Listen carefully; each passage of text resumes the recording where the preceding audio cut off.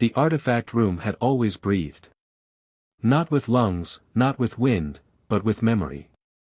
Behind the reinforced door of the Warren home in Monroe, rows of locked cabinets stood in solemn formation, each containing objects once touched by something inhuman. A priest had blessed the room decades ago. Crucifixes hung at measured intervals.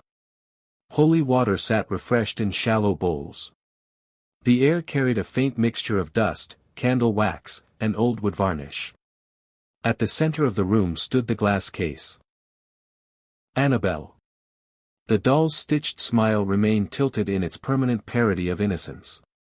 Her yarn hair had faded slightly over the years, and her cotton dress showed careful restorations done by steady hands. A printed warning card rested inside the case. Warning, positively do not open. Ed Warren had written that himself. On this particular night, the room felt different. Lorraine Warren paused at the threshold before entering. She did not turn on the overhead light immediately. Instead, she listened. Her sensitivity had never dulled with age. If anything, it had sharpened, like a blade honed too often. There was a hum beneath the silence. Not electrical. Not mechanical. Spiritual. Ed, she said quietly. Her husband joined her, his brow already furrowed. You feel it. It was not a question.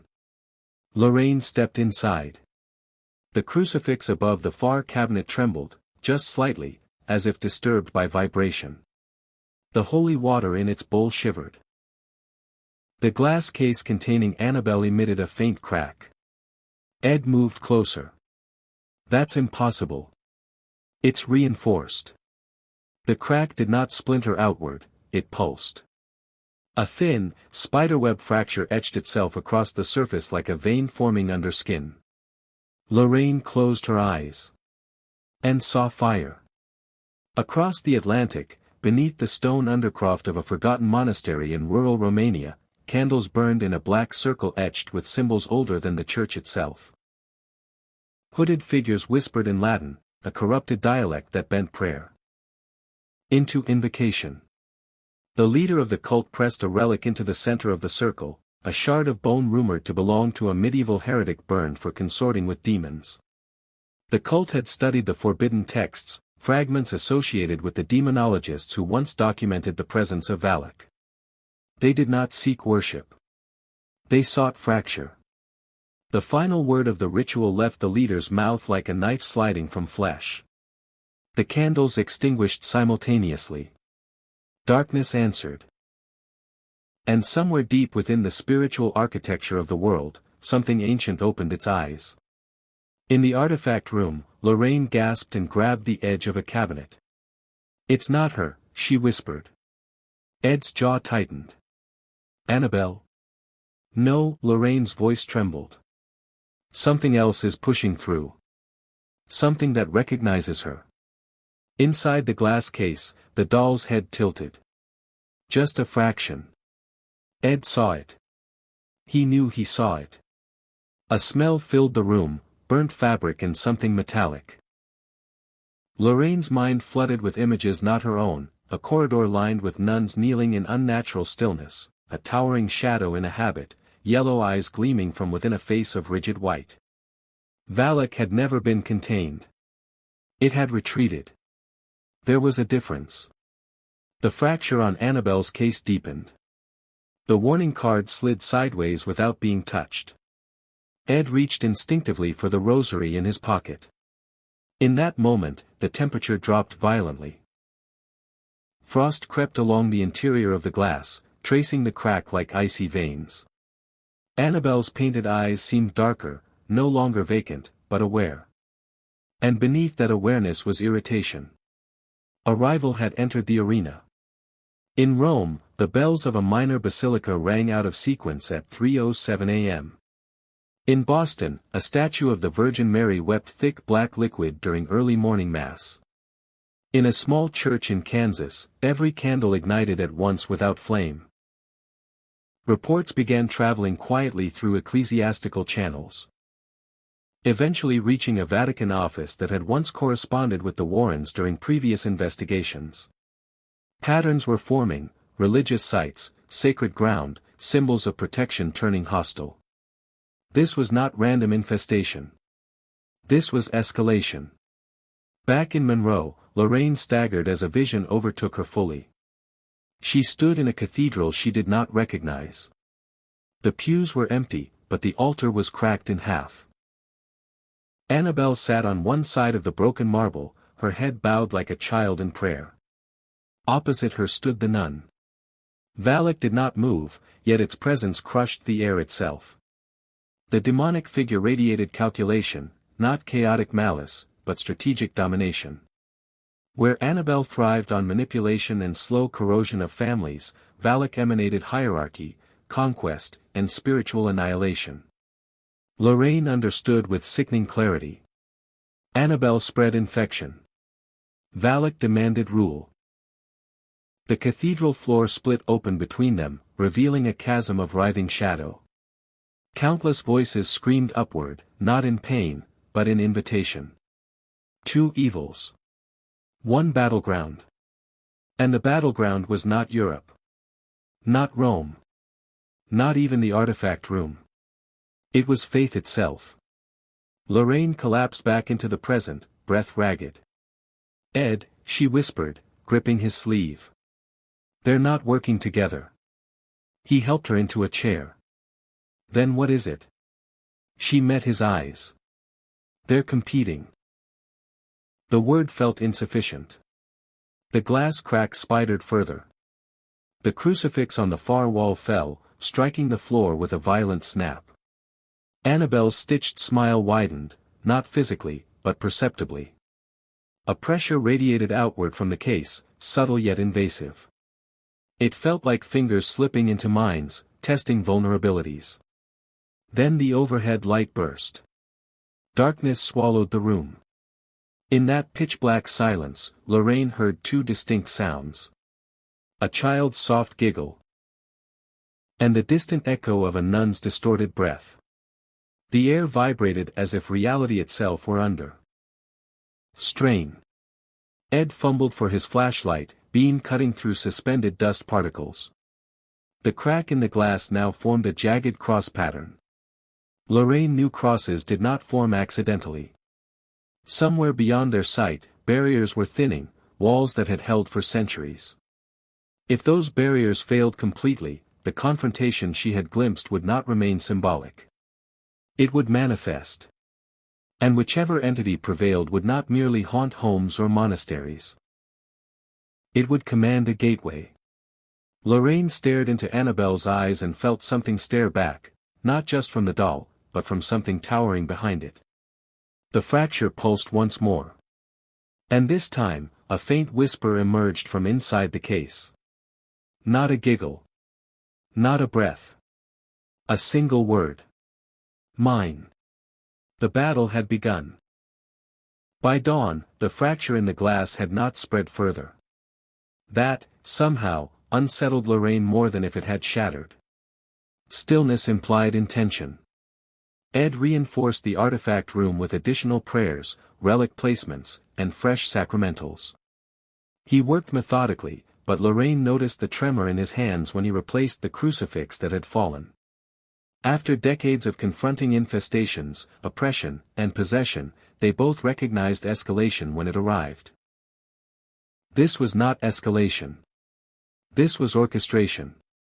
By mid-morning, the first formal call came from a contact within the Vatican office that had previously collaborated with the Warrens during the Conjuring investigations. The voice on the other end was tight, measured. "There are simultaneous manifestations at religious sites across 3 continents," the priest said. "Not random. Coordinated." Lorraine closed her eyes as she listened. Boston. Krakow. Sao Paulo. Manila. Statues cracking. Eucharistic wine curdling into black sludge. Confessionals filling with whispers when no priest sat inside. "Is it Valak?" Ed asked directly. A pause. We have reason to believe the entity documented during the Romanian Abbey incident, a careful reference to the events later dramatized in The Nun, has re-emerged. Lorraine felt the confirmation like cold iron pressed to skin. But Annabelle had not been dormant either. In the artifact room, small disturbances multiplied. A music box inside a separate cabinet began playing intermittently. A cursed mirror fogged from the inside. A tribal mask rotated slightly on its mount. Annabelle's influence had always worked indirectly. According to documented case notes, the doll did not act as a vessel in the simplistic sense. Rather, it functioned as a conduit, an invitation. As Ed and Lorraine had long asserted in lectures, inhuman spirits seek permission, however small, to attach and manipulate. Warren and Warren, The Demonologist, 1980. Now the invitation felt amplified. That afternoon, Judy Warren returned home from visiting a friend. She paused before entering the house, unsettled by a pressure she could not name. She had grown up around relics, exorcisms, whispered prayers in the night. Sensitivity ran in her blood. Inside, the house felt heavier. "Mom," she called. Lorraine stepped into the hallway immediately, too quickly. Judy noticed. "What happened?" Lorraine forced calm into her voice. "Nothing you need to worry about." But Judy's gaze drifted toward the basement door, the artifact room below. She heard it then. A soft knock. 3 times. From beneath the floorboards. Across the Atlantic, in a small seminary outside Rome, Father Matteo Ricci reviewed footage sent from affected parishes. A statue's eyes shifting. A shadow crossing a nave against the direction of candlelight. Audio recordings capturing layered whispers beneath hymns. One recording isolated a phrase spoken in Latin. Dominium aut nihil. Dominion or nothing. Ricci felt the theological implication immediately. This was not random desecration. It was territorial declaration. In another clip, from a chapel in Poland, a small Raggedy Ann doll left at a memorial site was found repositioned each morning, closer to the altar, head tilted toward the crucifix. 2 signatures. 2 psychologies. One aggressive, hierarchical, overtly blasphemous. The other intimate, invasive, patient. Ricci requested immediate contact with the Warrens. That night, Lorraine dreamed. She stood again in the fractured cathedral from her earlier vision. This time the pews were filled, with faceless parishioners. Their heads turned in unison toward the altar. Annabelle sat cross-legged atop the broken marble, humming softly. Threads from her cloth body extended like veins across the floor, attaching to the wrists of the congregation. Opposite her, Valak stood unmoving. The nun did not need threads. Black mist pooled outward from beneath its habit, rising into the nostrils and mouths of the faceless crowd. Where the mist entered, spines straightened. Hands folded in rigid obedience. Lorraine understood the distinction with terrifying clarity. Annabelle corrupted from within. Valak commanded from above. Chaos versus dominion. Manipulation versus monarchy. The chasm between them widened, and from its depths rose something neither controlled, a writhing mass of indistinct shadow, attracted by the friction of their rivalry. Lorraine awoke gasping. The digital clock read 3:07 a.m. Again. Downstairs, glass shattered. Ed was already moving before Lorraine reached the hallway. They threw open the artifact room door. The case had not exploded outward. Instead, a single triangular shard had fallen inward, landing at Annabelle's feet inside the enclosure. The breach was small. But it was a breach. Frost traced the crack in intricate patterns resembling cathedral arches. The warning card had flipped completely over. On its blank reverse side, a word now appeared in faint, scorched lettering. Mine. Lorraine stepped closer, resisting Ed's instinct to pull her back. She's responding, Lorraine whispered. To Valak? Ed asked. Yes. And no. Annabelle's glassy eyes reflected the flashlight beam. For a split second, Lorraine saw not the doll, but a child standing behind it. Pale. Smiling. Watching. Then the image shifted. The reflection elongated, stretching upward into the towering silhouette of a nun's habit. Two presences occupying the same space without merging. A pressure wave rippled outward, knocking a row of lesser artifacts from their shelves. Cabinets rattled violently. The room's blessed boundaries flickered, not visibly, but spiritually. Lorraine felt them strain like overextended wire. Upstairs, Judy screamed. Ed bolted from the room. Lorraine remained. She placed her hand against the cracked glass. The surface burned cold. In her mind, two voices overlapped. One giggling softly. One whispering in measured Latin. Neither acknowledged the other. They addressed her. Choose. Lorraine withdrew her hand sharply. This isn't about alliance, she said aloud, voice trembling but resolute. It's about supremacy. Annabelle's methods had always required proximity, homes, families, emotional fracture. Valak sought institutional collapse, churches, faith structures, authority. If one eliminated the other, its expansion would face no resistance. If both escalated unchecked, the friction between their spheres of influence could tear open something far worse than either alone. Lorraine looked at the triangular gap in the glass.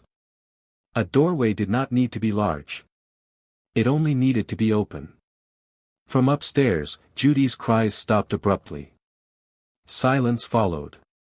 And in that silence, Lorraine heard it again, faint but distinct.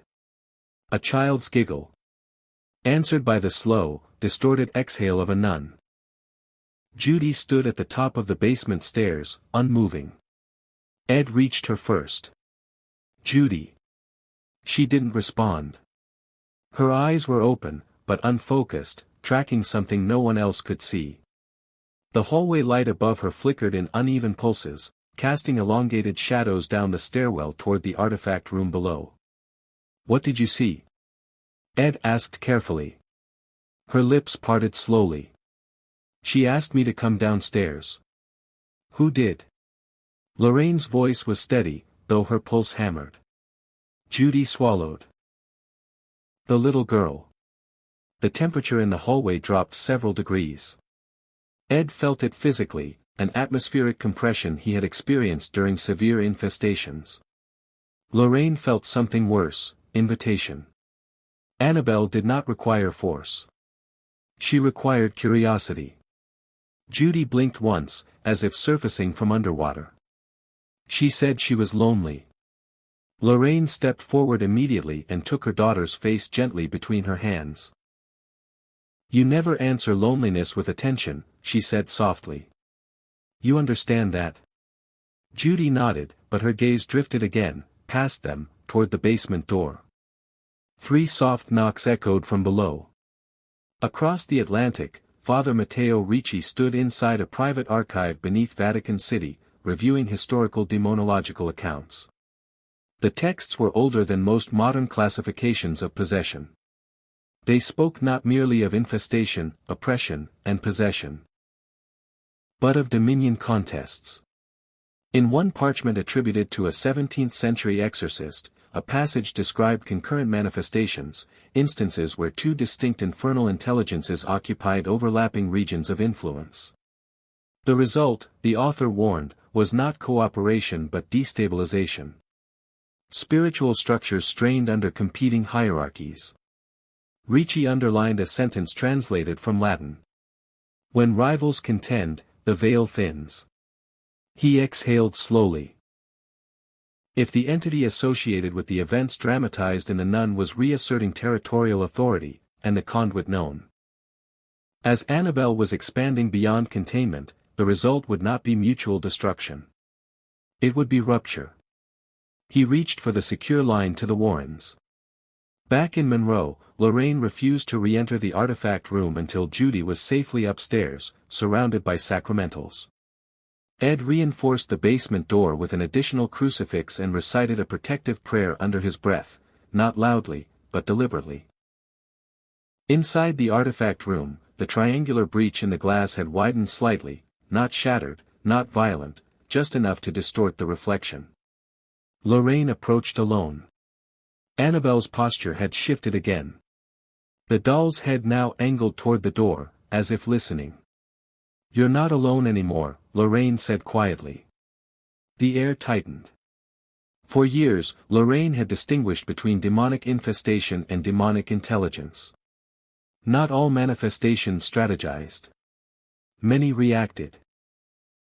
Annabelle's associated presence had always displayed manipulation, isolating individuals, amplifying fear, eroding boundaries. Warren and Warren, the Demonologist, 1980. VALAK, however, embodied something colder. Hierarchy. The first overt sign came without warning.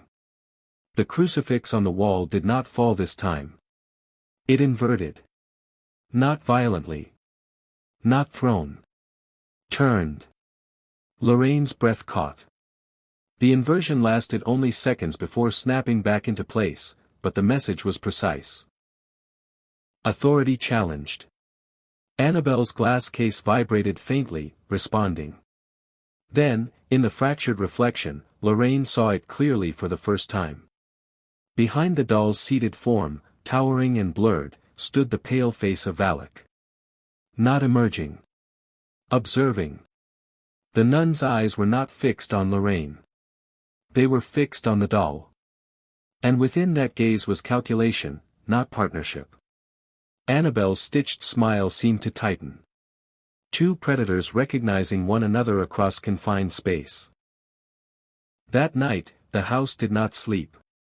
At 1:12 a.m., every cabinet in the artifact room rattled simultaneously. At 2:03 a.m., the house phone rang, though the line had been disconnected years prior. At 3:07 a.m., Judy began speaking in her sleep. Lorraine reached her bedside immediately. Judy's voice was layered, her own tone interwoven with something softer. "She says she can protect me," Judy murmured. "From what?" Lorraine asked carefully. Judy's eyes opened suddenly. "From the nun." Lorraine felt the word strike like ice water. Annabelle offering protection. Protection implies threat. Which meant the rivalry had escalated from observation to recruitment. Elsewhere, in a closed church outside Boston, parishioners gathered for an emergency vigil after reports of statues shifting overnight. As they knelt in prayer, a child's toy, left forgotten near a pew, rolled slowly down the aisle toward the altar. No one touched it. The toy stopped directly beneath the crucifix. Moments later, the church's large wooden doors slammed shut. Candles extinguished. And from the rear of the nave, a tall shadow in the shape of a veiled figure advanced, not hurried, not chaotic. Measured. Several witnesses later described the sensation identically, a pressure pushing them to kneel deeper, foreheads nearly touching the floor, as if compelled into submission. Across town, in a small apartment, a young girl reported hearing a doll whisper from her closet. "I can keep you safe." 2 manifestations. 2 methods. Same night. Back in Monroe, Lorraine returned once more to the artifact room. This time, the breach in the glass had widened enough to admit a fingertip. The warning card inside the case had burned at the edges. A new phrase now marked the surface in faint condensation. "Choose the throne." Lorraine's pulse quickened. This was no longer about haunting isolated families. This was recruitment of vessels. Judy's sensitivity made her ideal ground, not for simple possession, but for anchoring dominance. If VALAK secured Judy, it could infiltrate the Warrens' spiritual defenses directly. If Annabelle did, her influence could expand exponentially through Lorraine's bloodline. Lorraine stepped closer to the case. "You cannot have her," she said aloud. For the first time, Annabelle's head turned fully. The movement was slow, deliberate. The doll's painted eyes locked with Lorraine's. And from the narrow breach in the glass, a thin draft of air escaped, cold and damp, like air from an underground crypt. Behind the doll's reflection, Valak's face sharpened into focus. The nun's lips curved. Not in rage. In certainty. Lorraine understood then that the competition had already crossed a boundary. This was no longer about territory. It was about succession. The house lights flickered once more. Upstairs, Judy screamed again, this time not in fear, but in defiance. No. Judy's voice rang through the floorboards.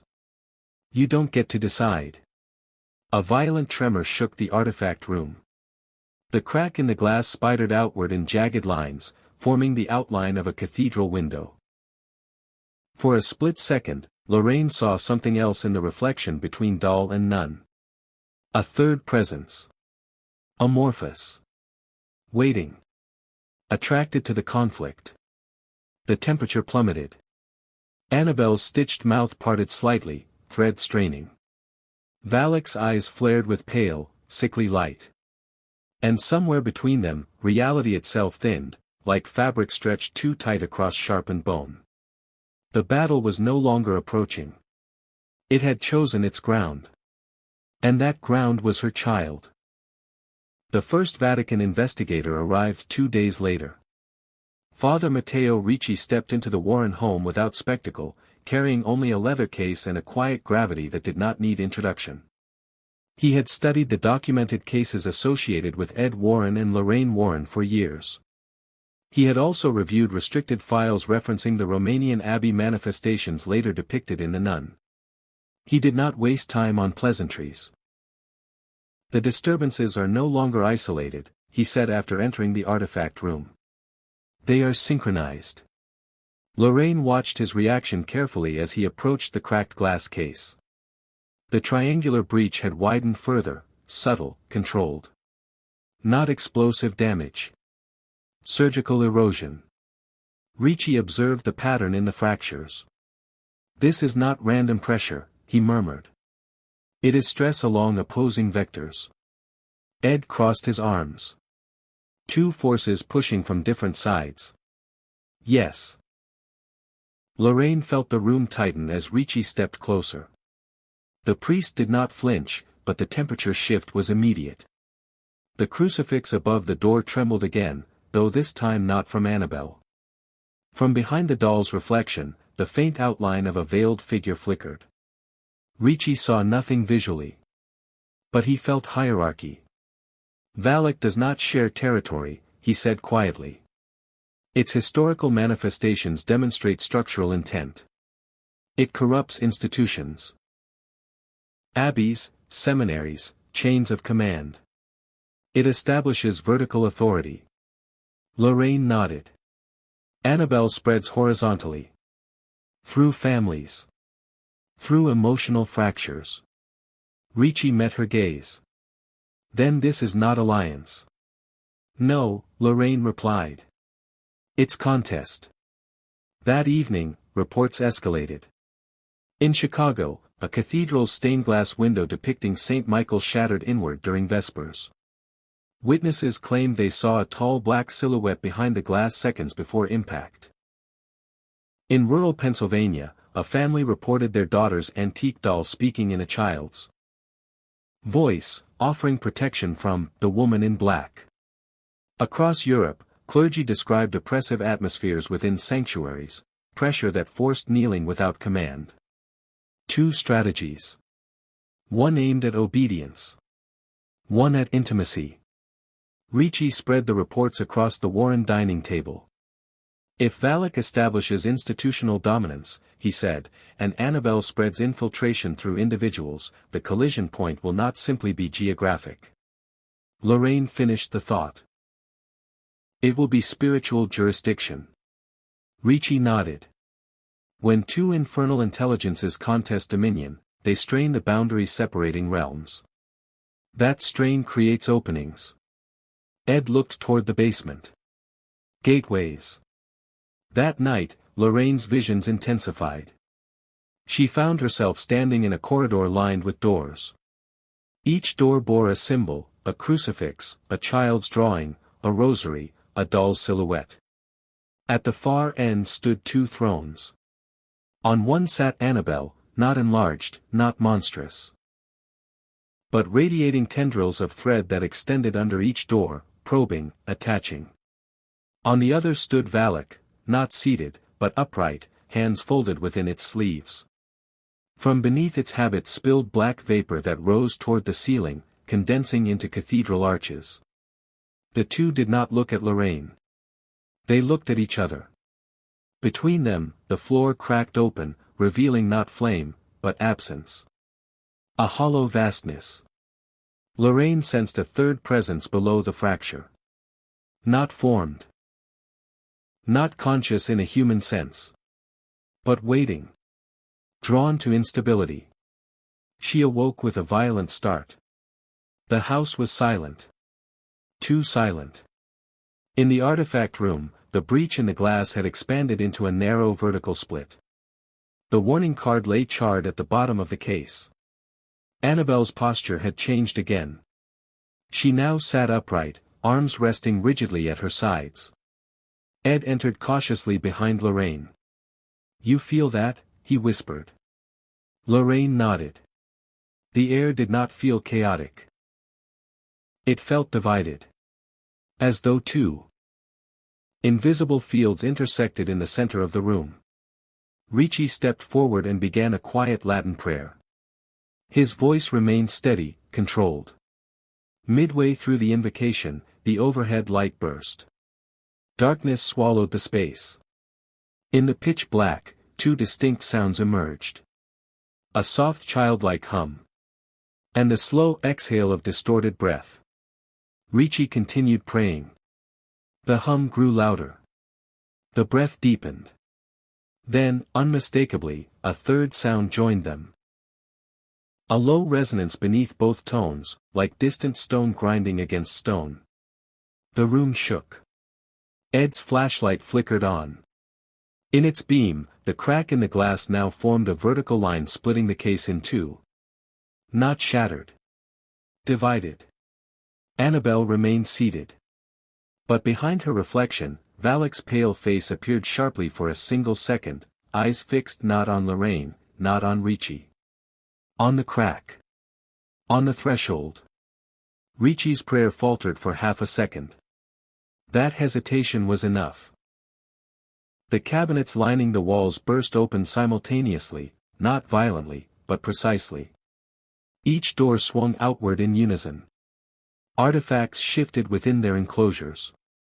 Rosaries snapped. Mirrors fogged black. The crucifix inverted again, but this time remained inverted. Ricci's voice steadied and grew louder. The temperature plummeted. Lorraine felt it then with piercing clarity. They were not attacking the house. They were testing capacity. Measuring resistance. Annabelle's stitched mouth opened slightly, thread stretching. Valak's reflection sharpened again, no longer blurred. The division line in the glass pulsed once. Twice. Then, from within the narrow opening, something else pressed outward. Not a hand. Not a face. A distortion. Like heat over asphalt, but cold. The third presence. It did not resemble either entity. It had no features. Only density. Ricci stopped praying abruptly. "Close the room," he said. Ed slammed the reinforced door. Lorraine remained frozen, staring at the dividing line in the glass as it sealed back to its previous narrow breach. The cabinets slowly shut on their own. The crucifix flipped upright. Silence returned. Ricci turned to Lorraine. "They are escalating toward convergence." Lorraine's voice was barely audible. "It's not about which one wins." Ricci's eyes darkened. "No." She looked toward the ceiling, toward Judy's room above. "It's about what breaks when they do." From behind the sealed glass, Annabelle's head tilted once more. And in the faint reflection overlapping her small form, Valak's smile, thin, deliberate, flickered into view. Neither retreated. Both waited. And beneath them, something ancient stirred in widening dark. The decision to move Annabelle came at dawn. It was not made lightly. For decades, containment had depended upon location, blessing, and ritual consistency. The artifact room beneath the Warren home in Monroe had functioned not merely as storage, but as a layered boundary reinforced by prayer and sacrament. But boundaries had begun to bend. Father Ricci stood with Ed and Lorraine at the base of the basement stairs. "If the rivalry is accelerating," Ricci said, "keeping both epicenters within the same structure increases strain." Ed's jaw tightened. "You're suggesting relocation?" "Yes. Temporary transfer to consecrated ground under Vatican supervision." Lorraine did not answer immediately. Annabelle had never been transported without consequence. Movement implied vulnerability. And vulnerability invited escalation. Upstairs, Judy sat silently at the kitchen table, rosary wrapped tightly around her wrist. She had not slept. "She came closer last night," Judy said without looking up. Lorraine knelt beside her. "Who?" Judy's fingers tightened. "Both of them." The room fell still. "What do you mean?" Ed asked gently. Judy's voice trembled, not with fear, but with clarity. "The little girl stands near my closet. The nun stands behind her." Lorraine felt the distinction strike sharply. Not side by side. Aligned. No longer ignoring one another. Ricci exchanged a look with Ed. "This is transition," the priest said quietly. "When competing forces perceive a greater opportunity, rivalry can become temporary alignment." Lorraine's stomach dropped. "The third presence," she whispered. By afternoon, Vatican clearance had been granted for a secure transfer. A sealed reliquary case, lined internally with blessed silver and inscribed with protective text, was prepared. Ed descended into the artifact room alone. The space felt different now. Not divided. Focused.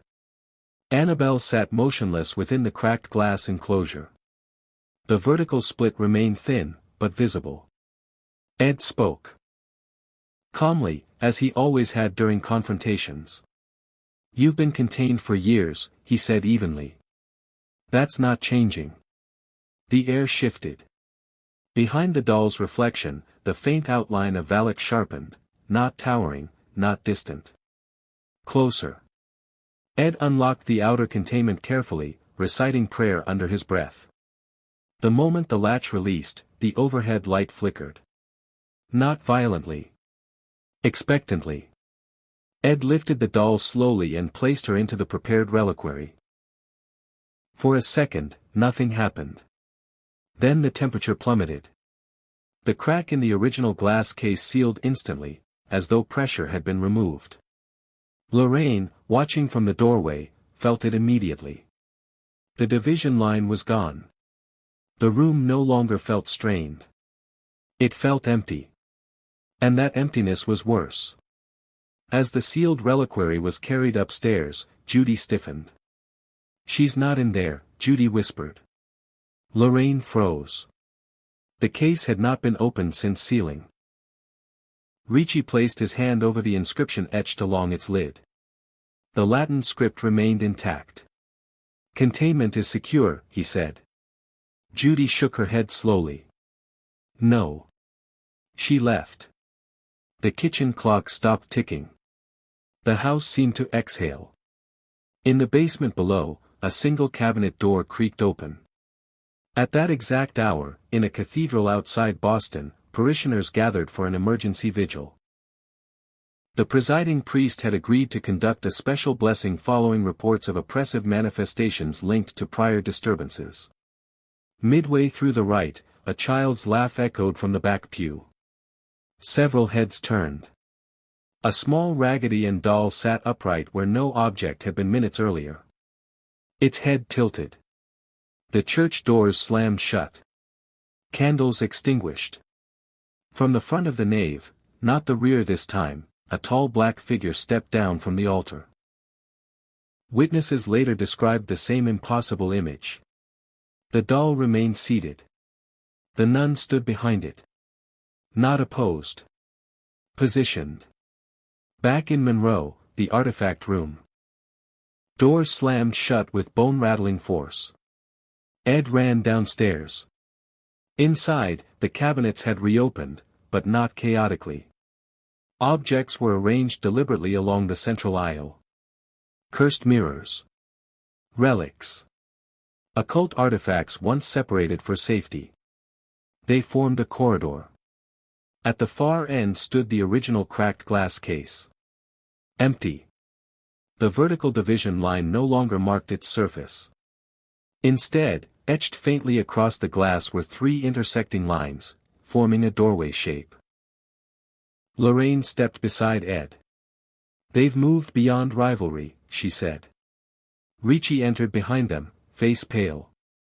"If the entities have redirected their contest outward," he said, "the strain will not remain localized." The house trembled. Upstairs, Judy screamed, not in terror this time. In pain. Lorraine sprinted toward her daughter's room. Judy stood in the center of the bedroom, suspended inches above the floor. Her rosary hung snapped at her wrist. Behind her, the closet door stood open. Inside, darkness churned, not empty darkness, but depth. Within that depth, Lorraine saw it clearly. Annabelle's small silhouette at the forefront. Valak towering behind. And beneath them, emerging from the void like pressure breaking through water, a third distortion taking shape. It had no face. No form. Only density. A convergence point. Judy's voice layered over itself. They opened it. Lorraine reached upward desperately, grasping her daughter's hands. Ricci began an urgent Latin invocation. The distortion in the closet widened, no longer confined to symbolic vision. The air bent inward, as though space itself were folding. Annabelle's giggle echoed faintly. Valak's breath answered. Then the third presence pulsed. Not chaotic. Not hierarchical. Hungry. The house lights exploded simultaneously. Windows cracked. The air roared like a furnace pulling oxygen. Ricci's voice rose louder, forcing the prayer into the widening distortion. For a brief second, Annabelle's silhouette faltered. Valak's figure sharpened. Then both forms flickered, like shadows caught in competing light. Lorraine felt the terrible realization settle with precision. Their rivalry had been bait. Their alignment was strategy. The third presence did not belong to either. It fed on fracture. And now, through Judy, it had found its door. With a violent snap, Judy dropped into Lorraine's arms. The closet slammed shut. Silence fell. But the silence was no longer empty. It vibrated. Somewhere, no longer in Monroe alone. A boundary had been crossed. And whatever had crossed it was not satisfied with rivalry. It wanted entry. The silence after Judy fell was not relief. It was recalibration. Lorraine held her daughter tightly on the bedroom floor, listening, not for movement, but for resonance. The house no longer trembled. The air had stabilized. The oppressive weight that had bent space inside the closet was gone. Gone did not mean defeated. It meant displaced. Father Ricci helped Judy sit upright. Her pulse was steady. Her pupils reactive. No overt signs of possession. Yet Lorraine sensed something subtler. An imprint, like the lingering pressure after a hand releases skin. She was not taken, Ricci said carefully. No, Lorraine replied. She was opened. Downstairs, the artifact room had fallen into unnatural order. Cabinets shut. Objects returned to alignment. The cracked glass case stood empty and pristine. Too pristine. Annabelle's physical absence felt less like escape and more like relocation. The reliquary upstairs remained sealed, but spiritually hollow. Ed stood at the basement threshold, absorbing the quiet. If they're no longer competing here, he said, where are they? Ricci answered with sober precision. Where faith gathers. By morning, reports confirmed it. A cathedral in Philadelphia experienced mass hysteria during morning mass, parishioners collapsing simultaneously, claiming to see a doll seated upon the altar while a veiled figure stood behind it. In rural Ohio, a convent reported that every crucifix in the chapel had inverted for exactly 13 seconds. In New York, a children's hospital chapel recorded security footage of a shadow stretching unnaturally along the ceiling while a stuffed doll in the waiting room turned its head toward the camera. The manifestations were no longer isolated strategies. They were synchronized demonstrations. Lorraine studied the pattern on a map spread across the dining table. They're converging on sacred sites with emotional density, she said. Places where innocence and authority intersect. Ricci nodded slowly. Churches. Hospitals. Convents. Ed looked up. Schools. The realization settled heavily. If the third presence fed on fracture, on tension between manipulation and domination, then locations rich in belief and vulnerability would amplify its emergence. Ricci closed the map. There is one option remaining.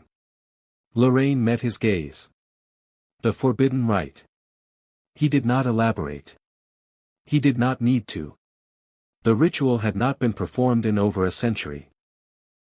Its documentation existed only in restricted Vatican archives, an exorcistic convergence designed not to expel a single entity, but to sever contested dominion. It required 3 elements. A sacred threshold. A willing conduit.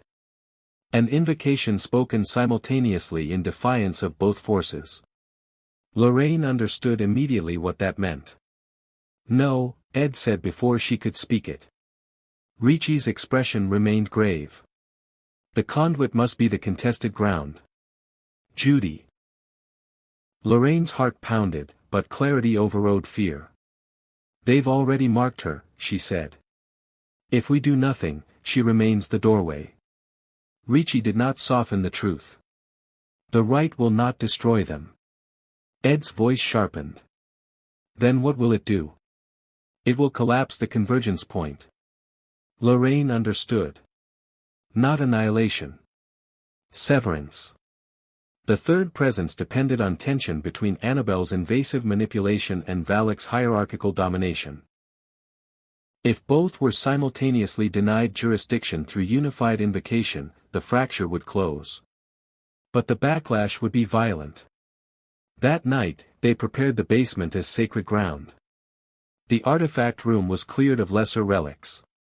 The walls were lined with consecrated candles.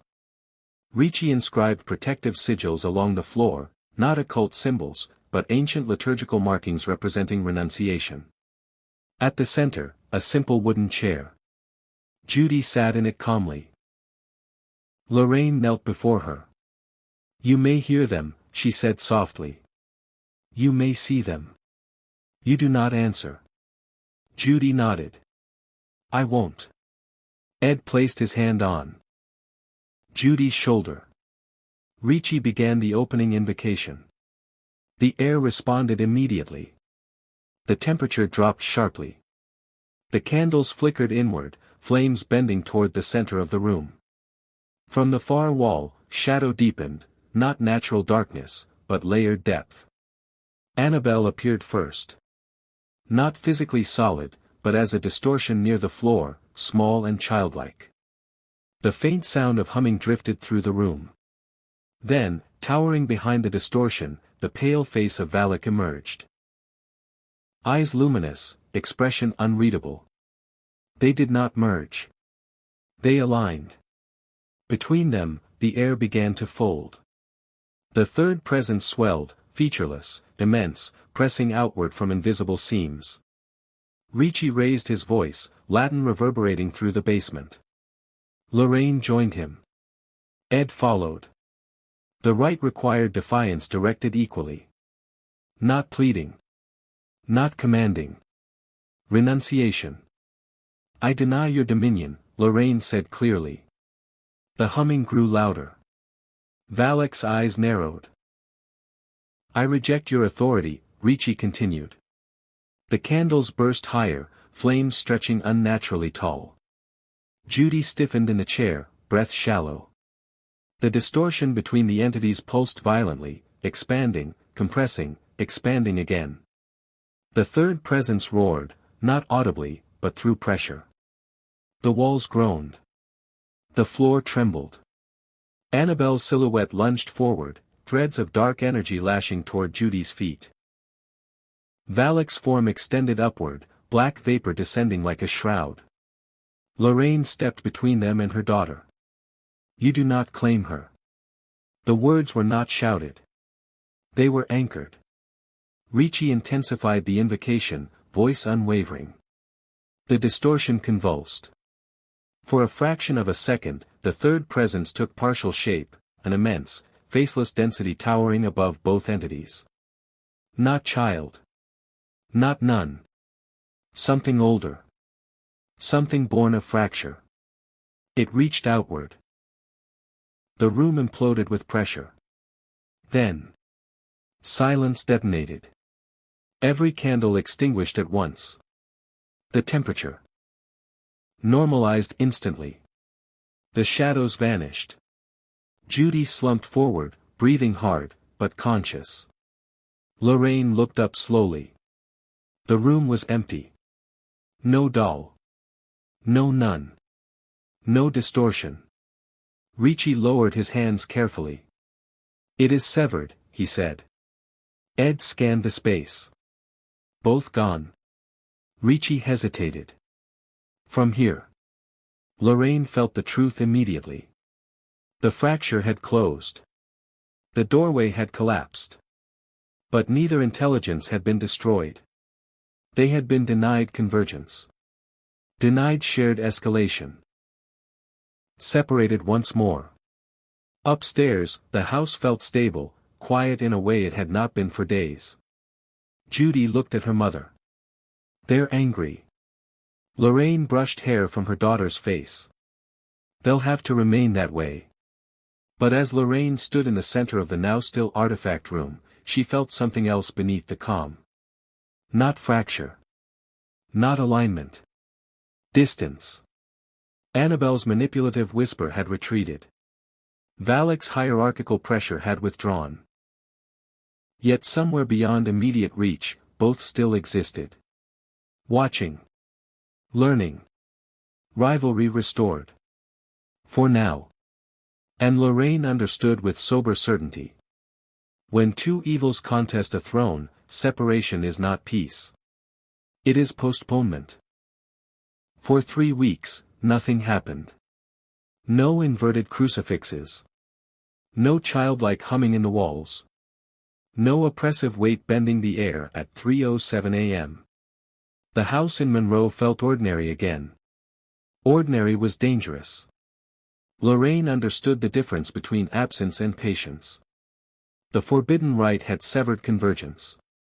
The third presence, whatever had begun forming between Annabelle's invasive manipulation and Valak's hierarchical domination, had collapsed when denied shared jurisdiction. Father Ricci had confirmed it through quiet Vatican channels. Manifestations at religious sites had dropped abruptly the same night of the ritual. But neither entity had been destroyed. In demonology, eradication is rare. Containment, disruption, postponement, those are achievable. Warren and Warren, The Demonologist, 1980. And postponement carries interest. The first sign of return was subtle. A letter arrived without postage. Inside was a single photograph. It depicted the interior of an empty cathedral in Boston. The altar was intact. The crucifix upright. Sunlight streamed through stained glass. Seated alone in the front pew was a small Raggedy Ann doll. No nun in sight. No distortion. Just the doll. Ed studied the image carefully. This could be staged. Lorraine touched the edge of the photograph. The paper felt cold. She's moved, Lorraine said quietly. Moved where? Ed asked. Into plain sight. Annabelle had never required spectacle. Her method relied on invitation, emotional access, private vulnerability. The public displays during the convergence had not been her natural terrain, they had been leverage. Now the rivalry had reset. And reset meant recalibration. 2 nights later, Lorraine dreamed again. She stood not in a fractured cathedral this time, but in an open field beneath a gray sky. No pews. No altar. No visible battlefield. In the distance stood Annabelle, small, motionless, alone. Opposite her, far across the field, stood Valak. They did not approach each other. They did not align. They watched. Between them stretched empty ground. Lorraine felt it immediately, the absence of tension. No fracture. No swelling third presence. The convergence point was gone. But something else had changed. The ground between them was marked by a faint line, like a border etched into soil. A boundary. Lorraine understood.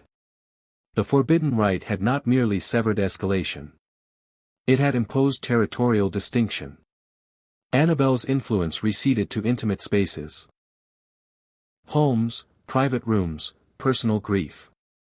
Valak's presence withdrew toward institutional structures, monasteries, clergy, formal authority. Separated domains. The dream shifted. Lorraine now stood at the boundary line.